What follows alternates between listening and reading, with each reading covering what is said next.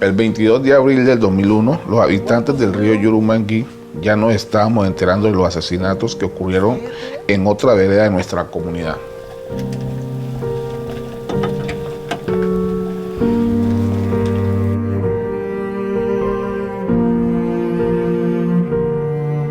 Ese día recibimos con los brazos abiertos a las viudas y víctimas de esa masacre.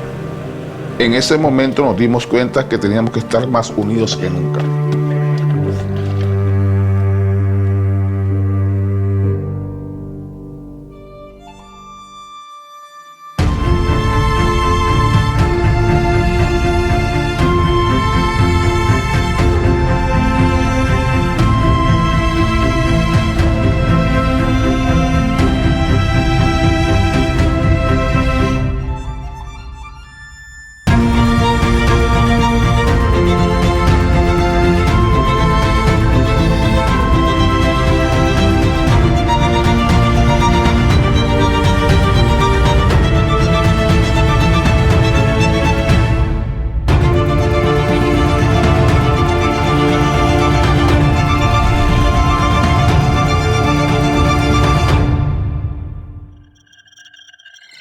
Le canto a mi tierra que Yurumangui, vengo a contar la historia como yo vivía. Rozamos el monte, sembramos el maíz para ser envuelto y comer el birimbí.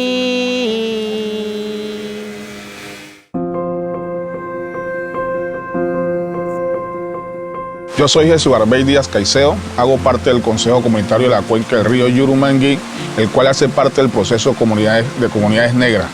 Hacemos parte del proceso de restitución de tierras y esta es nuestra historia. Los antiguos habitantes del río Yurumangui, los precolombinos, fueron los indígenas yurumanguíes, ¿sí?, que habitaban la cuenca del río Yurumangui.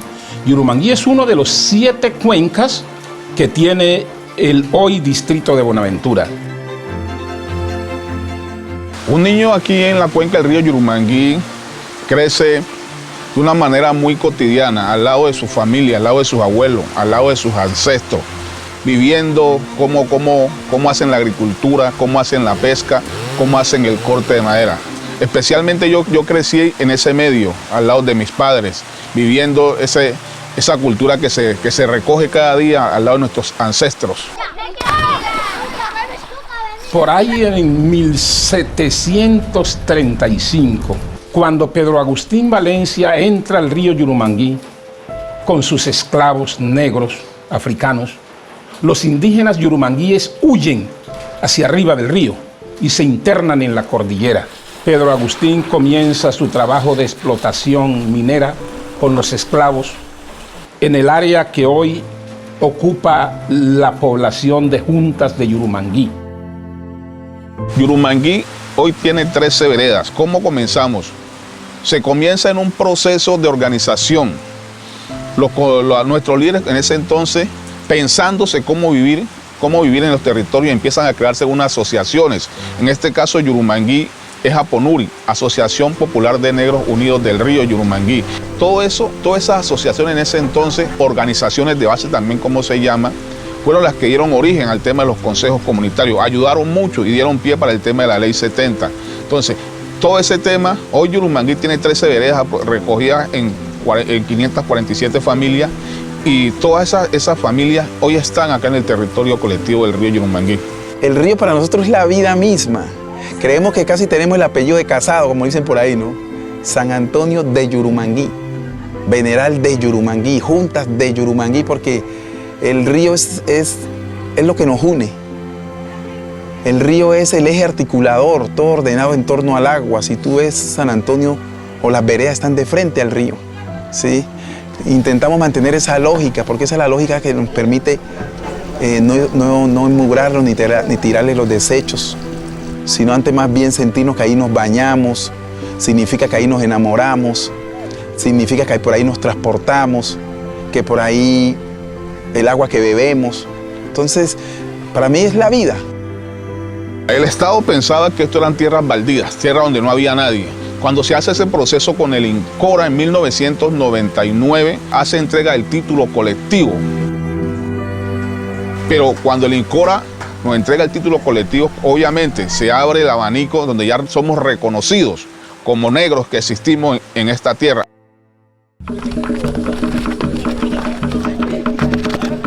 Entonces yo creo que esa ha sido la fortaleza más grande, ¿no? Que uno diga, yo quiero un territorio donde quiero que mis hijos crezcan, que mis nietos crezcan, y quiero, por ejemplo, por eso nosotros acá usamos el territorio, pero también conservando, ¿no? Si queremos realmente que la generación nuestra se sostenga, por ejemplo, del recurso que hay que sacarlo gradualmente como lo hacemos nosotros, de forma artesanal para no dañar el territorio. Muy buenas tardes, estudiantes. Buenas tardes, profesor. En la clase de hoy vamos a hablar de un tema muy importante y es el tema de poblamiento del territorio yurumanguireño. El amor al territorio se enseña y se aprende viendo cómo esos líderes que empezaron en esos años, hace 20 años, 30 años, empezaron a defender esta tierra. Entonces, todos los renacientes que hemos venido atrás de ellos, hemos venido tomando esa buena fe, ese buen vivir de esos líderes y lideresas del territorio. Mis estudiantes, ¿ustedes se comprometen a guardar el territorio de alegría, esperanza y libertad limpio y sano para las próximas generaciones? Sí, profesor. Yo como aprendí el tema de liderazgo, lo aprendí desde la casa. Mi papá, Gilberto Díaz Rosa, un líder nato del Consejo Comunitario, una de las personas también que entregó mucho al territorio. Entonces de allí, en mi crecimiento, heredé ese tema. Pues ellos hacían muchas reuniones, hablaban de que venían cosas difíciles para Yurumangui y que nosotros como negros debíamos estar organizados.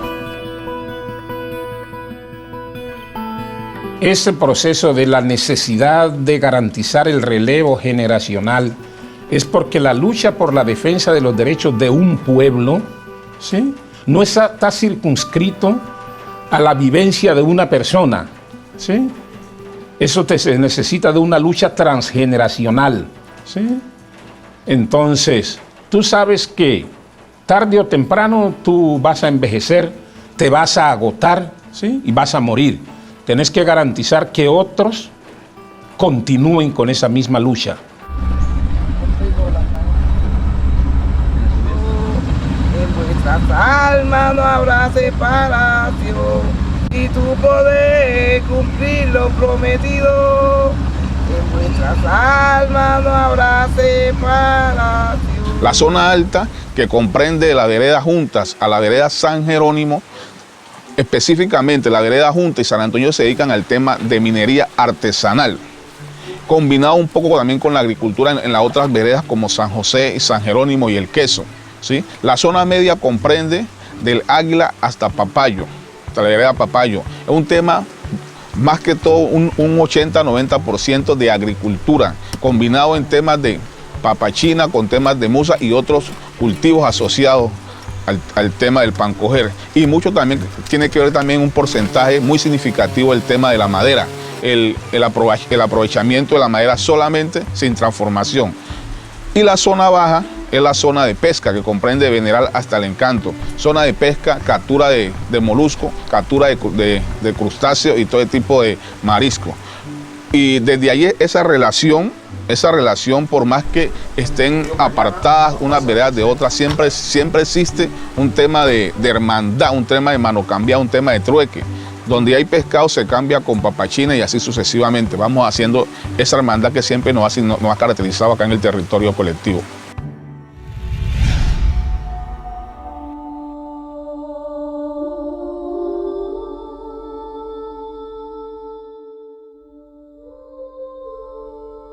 El secreto mejor guardado del Pacífico le dicen a Yurumangui, el río que recorre más de 55 kilómetros desde la cordillera occidental hasta su desembocadura en el Océano Pacífico. Se trata de un paraíso habitado por una comunidad negra que lleva el nombre de Consejo Comunitario de la Cuenca del Río Yurumangui.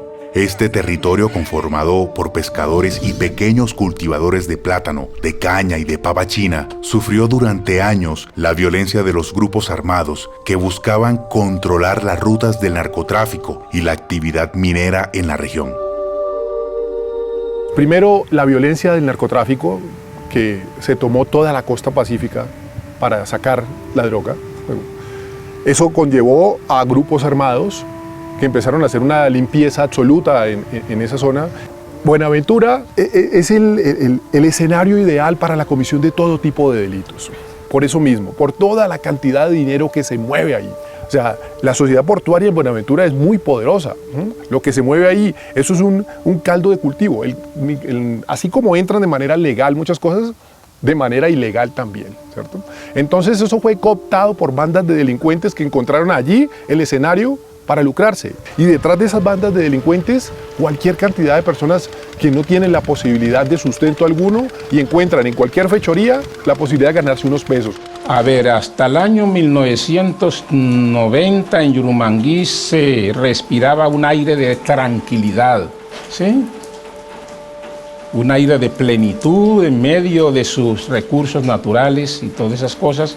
Vivíamos lo que yo llamo en estado de inocencia y de gracia.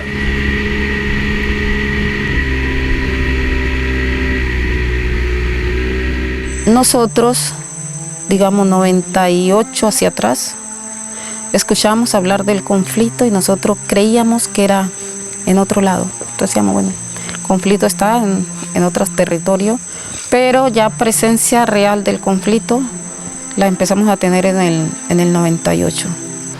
Con el ingreso de los grupos armados, entraron a establecerse allá y desde allí programaban y planificaban sus actividades de confrontación con la fuerza pública, ¿sí? Más bien tenían eso allá como un espacio de retaguardia, ¿sí? En el primer momento en que llega la subversión, nosotros le hicimos conocer que dentro de nuestro territorio veníamos impulsando un proceso organizativo por la defensa de nuestros derechos. Y recuerdo que yo personalmente le dije, yo entiendo que ustedes son ilegales, ustedes no respetan las leyes de este país, pero sí le exigimos que respeten la dinámica organizativa de las comunidades.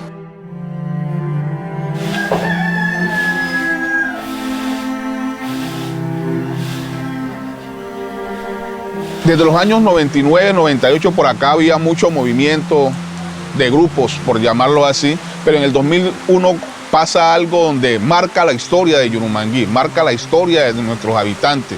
Un grupo ilegal llega a la comunidad del Firme, donde hace una masacre, nos mata 7 miembros del Consejo Comunitario en ese entonces. Una vereda de aproximadamente 90 familias netamente pescadores, los cuales cuando pasa esa situación, la gente queda muy desconcertada, queda muy asustada y automáticamente la vereda empieza a perder su historia, a perder su actividad productiva. Pues creo que hubo un antes y un después de Yurumangui. Lo que pasó en el 2001 quedó grabado de manera indeleble en nuestra mente. Afectó el paisanaje, afectó ya la confianza en el otro, afectó la palabra, la conversa, la cotidianidad, pero sobre todo afectó lo que uno llama la autonomía propia de producir nuestra comida, hacer nuestras prácticas de laboreo, el hecho de ya no poder entrar a las quebradas, el miedo al otro. Estamos donde antiguamente era la vereda del Firme. Como podemos observar, se ven todavía que hubo vivienda aquí. Esta era una vereda de aproximadamente 90 familias. El Firme existe como un buen recuerdo para nosotros, a pesar de haber tenido un tema muy negativo, un impacto negativo en nuestras cabezas, en nuestra mente. El Firme existe para nosotros como esa comunidad, esa gente que vivía aquí. Recordamos siempre a esa gente que vivía aquí como nuestros hermanos. La situación del Firme nunca lo habíamos tenido así tan latente, ¿no? Y ya empezaron directamente los señalamientos hacia los líderes, ¿no? Hacia las comunidades y los líderes y todo por parte de otros actores armados.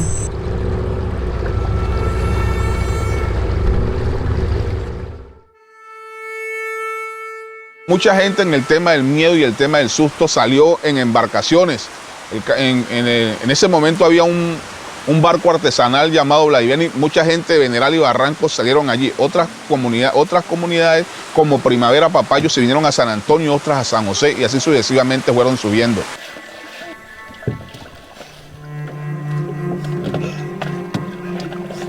Entonces eso provocó mucho desplazamiento. Mucha gente, en vez de salir para Buenaventura, cogió arriba. Se fueron a San Antonio, se fueron a Veneral, al Papayo, a otras comunidades. Esa era la orientación que nosotros veníamos impartiendo, ¿sí? En ese entonces, nuestro líder, Naca Mandinga, se encontraba fuera del país y una de las recomendaciones que él hacía era desplacémonos internamente para sostener el territorio. No podemos dar el territorio solo. Y a eso nosotros le llamamos el desplazamiento interno. Cuando una comunidad se encuentra en inminente estado de riesgo, de amenaza, pues la otra comunidad se prepara para recibirlo. Allá van las Tres Marías, van para el Monte Calvario, van para el Monte Calvario.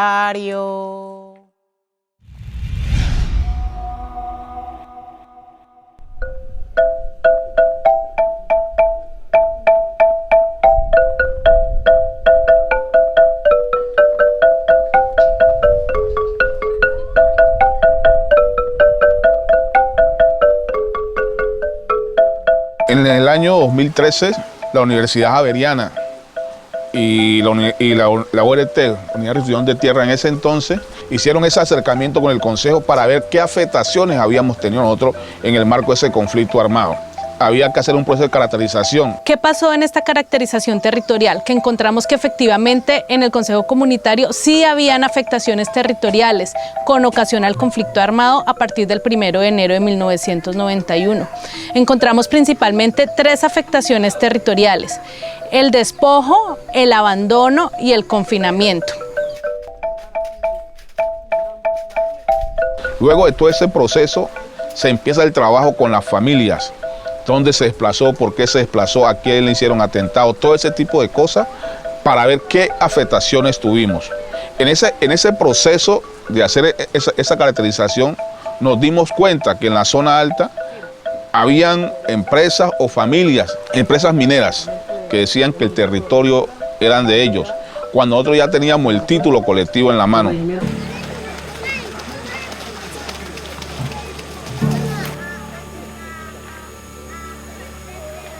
Se dio despojo porque legalmente los territorios colectivos son inalienables. ¿Qué quiere decir? Que no se pueden vender ni se pueden traspasar la propiedad a otras personas. Fue un choque de susto y a la misma vez pues nos reíamos. Por eso nosotros decíamos, si nosotros somos, por prelación, somos los dueños del territorio, llevamos más de 600 años viviendo aquí, ¿cómo así que aparece una empresa? Pero más nos daba miedo cuando la empresa aparecía constituida legalmente y pagando sus impuestos catastrales. Entonces nosotros decíamos, ¿pero cómo?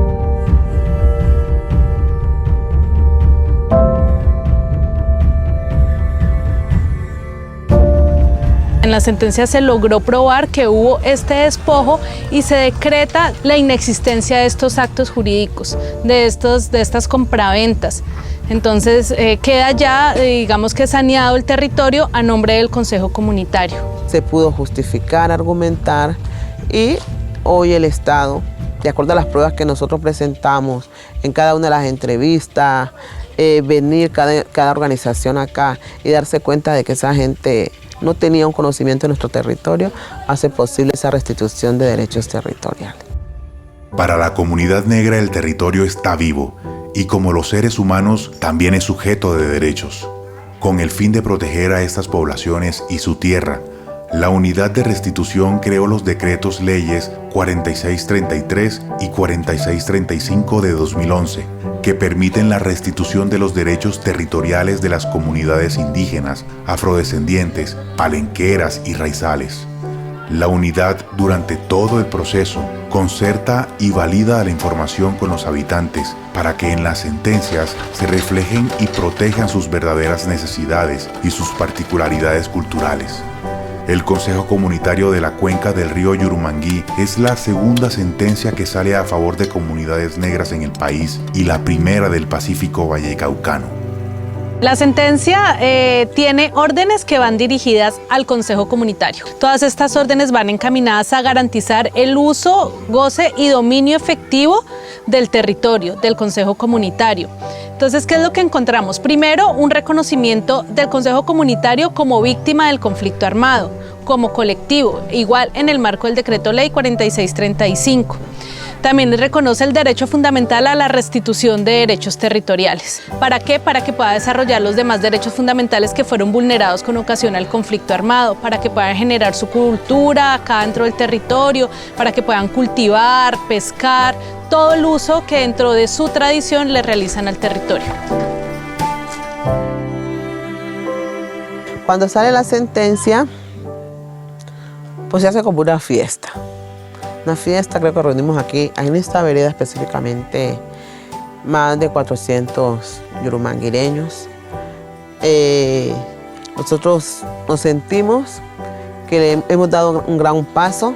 El Estado debe atendernos, son 23, 22 órdenes que deben restituirse con nosotros. ¿De izquierda? Sí, el proyecto productivo nosotros tenemos todas las ansias posibles de haber, ¿sí? Y estamos apuntando, por llamarlo así, a cosas que impacten en el territorio y generen ese ingreso a la familia. Que estamos apuntando a un proyecto productivo que genere toda la línea de comercio, porque a veces nos hemos quedado allí. No queremos un proyecto productivo asistencialista. Ejemplo, hoy le estamos apuntando al tema del arroz. Si nosotros pudimos ver ahora que andábamos haciendo el recorrido, llegó una metrera.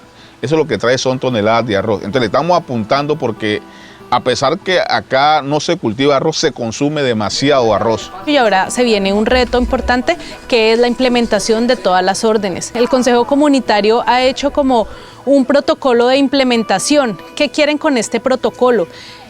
Aplicar el enfoque diferencial para poder desarrollar estas medidas. Todas estas medidas deben ser de acuerdo a los usos y costumbres del Consejo Comunitario. Entonces, cada una de las órdenes deben tener un enfoque diferencial. Ellos estaban construyendo este protocolo para poder presentárselo a las instituciones y nos queda hacer todo el seguimiento para mirar el cumplimiento a estas órdenes. Una orden de un juez, una orden de un juez. Entonces eso nos calmó más y nos relajó más y ya pues sobre eso estamos trabajando y que hay que defenderlo y sostenerlo como hasta hoy. ¿Por qué? Porque sabemos que esas empresas mineras vienen solamente a explotar. Nosotros tenemos acá una situación que es la que, obviamente que el oro hay que aprovecharlo, pero de una manera sostenible. Y eso es lo que han hecho nuestra gente que vive junto a nuestros ancestros, nuestros abuelos, es aprovechar usando de esa manera sostenible. Toda la vida que se venía desarrollando en Yurumangui se pudo exponer para que esa gente que decía que era dueña de Yurumangui, lo que ellos explicaban daba a entender que ellos ni siquiera conocían Yurumangui. Entonces por eso se pudo defender esta gran parte del territorio y sobre todo la intención minera que ellos traían. Nosotros no hemos permitido esa minería a gran escala y ese era el negocio que presentaban los que se hacían creer dueños de Yurumangui. La minería artesanal siempre ha sido aquí en el río Yurumangui, que siempre la hemos manejado cateando así como estamos, a batea. Mas no minería pesada, no queremos. Queremos que siempre sea a como ha sido, pero siempre hemos vivido de esta minería. Y queremos que siempre sea así, que no cambie. Entonces, esa razón, pues no contamina el río, no hace nada. Nací ahí en el barranco, a pesar del desplazamiento, que eso fue el 21 de abril del 2001, fue el desplazamiento. Ahí salí a la ciudad de Buenaventura. Estudié la mayoría del tiempo allá, luego hace aproximadamente 4 años que retorné. Y hoy ya me encuentro en la comunidad pescando, porque es donde se ve la pesca.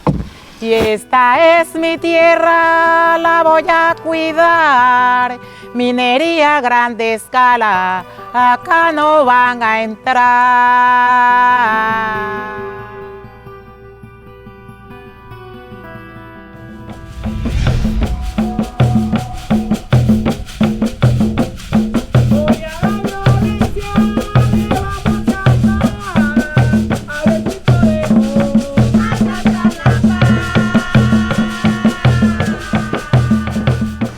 Sí hemos tenido momentos que es muy difícil, pero con la música hemos podido rescatar esa tristeza que hemos tenido. Hemos llegado a conformar el grupo de diferentes edades para que no piensen en esas cosas que pasaron malas, sino que puedan transmitir esa alegría con la música. Entonces una cantadora de por sí, Benita Cangá, Doña Esmeralda, ellas siempre están enseñando, pero no desde la lógica, sino precisamente desde el sentir. Entonces desde los cantos tradicionales, nuestras fiestas, la manera de manejar y resolver los conflictos. Creo que eso es uno de los elementos que siempre tenemos que empezar o al menos seguir dignificando, seguir fortaleciendo. Digamos que una comunidad, para ser comunidad negra, su identidad cultural no debe perderla. Es como nosotros, por ejemplo, curamos las enfermedades, cómo sembramos, trabajamos la tierra, cómo nos cuidamos el cuerpo, cómo nos alimentamos también. Es por eso, porque nosotros no vemos los recursos naturales simplemente como un medio para producir riqueza. Yo siempre he dicho que para nosotros los afros, si el desarrollo fuese medible, no se podría medir en términos de Producto Interno Bruto, ¿sí?, sino más bien en términos de bienestar social o bienestar interno bruto, si ese término se pudiera utilizar en el idioma español. Nosotros como yurumanguireños, desde acá le decimos a todos nuestros hermanos negros, todos los que hacemos parte de este proceso de comunidad negra, así estemos en diferentes partes del país, que el territorio es la vida y la vida no se vende, se ama y se defiende. ¿Por qué? Porque el territorio hace parte de todas nuestras actividades. El territorio es el agua, el territorio es la tierra. Entonces tenemos que seguir luchando por nuestros niños y niñas que hacen parte de nuestras vidas, de nuestros hijos.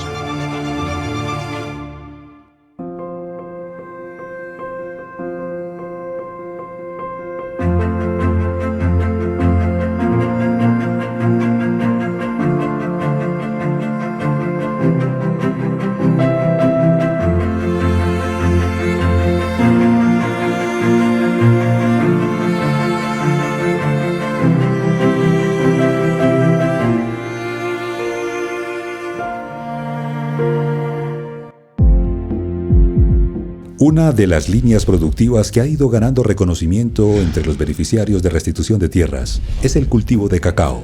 Actualmente, la implementación de proyectos productivos para la producción de cacao ha llegado a 16 departamentos del país, entre los que se destacan Tolima, Cundinamarca y Antioquia, donde hoy en día se concentran la mayoría de los restituidos cacaoteros. Para fortalecer estos procesos, la unidad de restitución ha invertido 2.971.779 millones de pesos con el objetivo de consolidar la producción y la comercialización de este cultivo en el país. A través de la estrategia del Ministerio de Agricultura, Coseche y Venda a la Fija, varias familias antioqueñas han podido asegurar la venta del cacao seco en grano a la empresa Asocpraur. Te invitamos a conocer más de estas historias en nuestras redes sociales.